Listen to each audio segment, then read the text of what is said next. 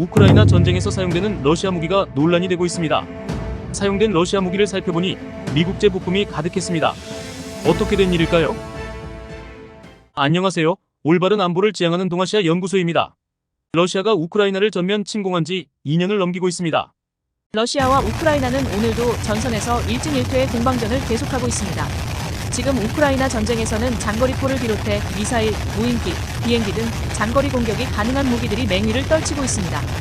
여기에는 지리적인 요인도 작용하고 있습니다. 우크라이나는 봄이 되면 흑토대의 언땅이 녹고 비가 내리면서 진창으로 변합니다. 이 진창은 트럭과 전차를 파묻을 정도여서 과거에는 전쟁이 소강 상태로 들어서야만 했습니다. 2차 대전 당시 소련을 향해 진격하던 히틀러의 독일 전차도 어쩔 수 없이 진격을 멈추어야 했습니다. 그러나 현대의 장거리 무기들은 이러한 지상 장애물을 뛰어넘어 공격을 지속하고 있습니다. 특히 최근 들어 러시아의 장거리 공격이 늘어나고 있습니다. 우크라이나 전쟁의 장기화로 서방 국가들은 우크라이나 군사 지원에 피로감을 보이고 있습니다. 러시아는 이 기회를 이용해 장거리 무기를 앞세워 우크라이나를 다시 압박하고 있습니다. 우크라이나 입장에서는 불리한 상황입니다.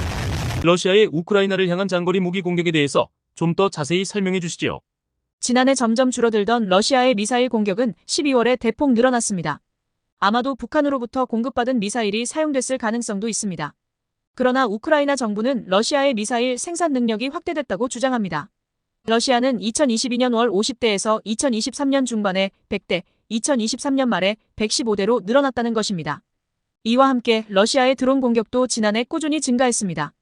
러시아는 수입하던 이란 샤헤드 드론을 자체적으로 생산하는 데 성공해 드론 공급 능력을 획기적으로 향상시켰습니다.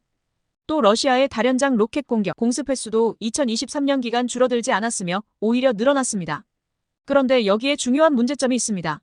러시아가 이들 무기를 확보하는 데는 제조시설을 갖추고 있기도 하지만 이들 무기에 필요한 중요 부품을 해외에서 그것도 미국에서 꾸준히 확보하고 있다는 데 있습니다.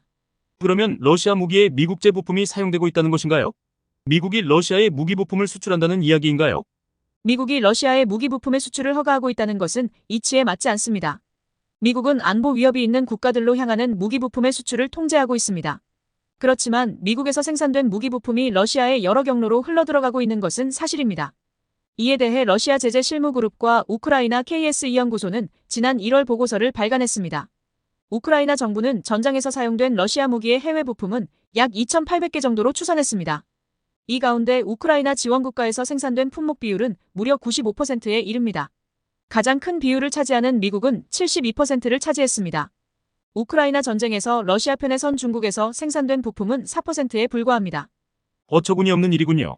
미국이 공개적으로 우크라이나에 무기를 제공하면서 비공개적으로 전쟁 상대방인 러시아에게도 무기 부품을 제공했으니까요. 심각한 문제가 아닐 수 없습니다. 미 상원에서도 이에 대한 청문회가 지난 2월에 열렸습니다. 미 상원 상임조사소위원회 위원장인 민주당 리처드 블루멘탈 상원 의원은 미국의 기술 혁신이 러시아의 호전성을 유지하고 있다는 사실에 경악했다고 말했습니다. 공화당 론 존슨 상원 의원은 보다 강하게 바이든 민주당 정부를 책망했습니다. 그는 사전 정보에 의하면 아르메니아, 핀란드, 조지아, 카자흐스탄, 튀르키예 등 제재 대상이 아닌 국가는 미국에서 합법적으로 군용 부품을 수입한 후 직접 또는 간접적으로 러시아의 최종 사용자에게 반도체를 수출하고 있는 것으로 보인다라고 말했습니다.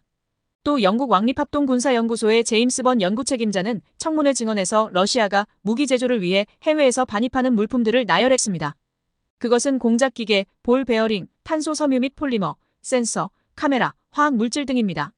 그는 마이크로 일렉트로닉스의 해외 조달 없이 러시아는 미사일을 유도할 수 없고 드론을 비행할 수 없으며 통신 시스템을 작동할 수 없다라고 간주했습니다. 미국을 비롯한 서방 국가들은 이러한 전략 물자에 대해 수출 통제를 하고 있지 않나요? 미국 등 서방 국가는 러시아로 수출되는 품목 가운데 군사용으로 사용될 수 품목을 통관 시에 제한하는 수출 통제를 실시하고 있습니다. 그러나 앞에서 미 상원 의원과 전문가들의 증언에서 나오는 것처럼 우회 수출, 물품 위장 등의 방법으로 러시아에 유입되고 있습니다. 이들 부품들은 러시아군의 각종 무기에 사용되고 있습니다. 러시아는 국내 기술이 뒤져서 장거리 정밀 무기에 필요한 부품을 생산하지 못합니다. 서방 국가들의 발전된 기술이 러시아군의 전력 증강에 도움을 주고 있는 것이 오늘의 현실입니다. 이 때문에 서방 국가들은 우크라이나에 더 많은 무기를 지원해야 하는 어처구니 없는 현실로 이어지고 있습니다. 오늘 말씀드릴 내용은 여기까지입니다. 동아시아 연구소입니다. 감사합니다.